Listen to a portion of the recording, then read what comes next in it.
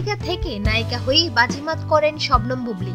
জনপ্রিয় নায়ক শাকিব খানের সঙ্গে পরপর দুটি সিনেমায় অভিনয় করে হয়েছেন আলোচিত। দর্শক ও চলচ্চিত্র সংশ্লিষ্ট অনেকেই মনে করছেন পর্দার এই জুটি সম্পর্ক বাস্তবের দিকেও এগিয়ে যাচ্ছে।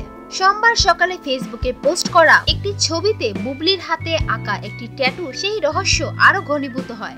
যে বুবলীকে নিয়ে এত মাতামাতি তিনি কি ভাবছেন?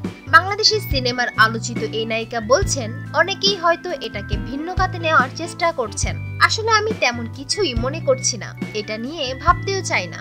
আমার নাম কিন্তু শবনম বুবলী, সেই হিসাবে ট্যাটুতে যে দুটি অক্ষর আছে তা আমারই নামে। সবাই যদি ভাবেন তাহলে কিন্তু প্রমাণটা পেয়ে যাবেন।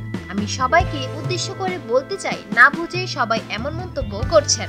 বুবলী এও বলেন, আমাকে নিয়ে অনেক ধরনের গুজব চারিদিকে ছড়াচ্ছে, আমি ওসব নিয়ে একদম ভাবতে চাই না। কাজ নিয়ে আছি, কাজ নিয়েই ভাবতে চাই। আমার সামনের দিকের কাজগুলো সব গুজবের জবাব দেবে বলে আশা করছি। গতকাল 20 নভেম্বর ছিল বাংলাদেশের সিনেমার বর্তমান সময়ের আলোচিত নায়িকা বুবলীর জন্মদিন। নায়িকা হিসাবে পরিচিত পাওয়ার পর এটাই ছিল তার প্রথম জন্মদিন।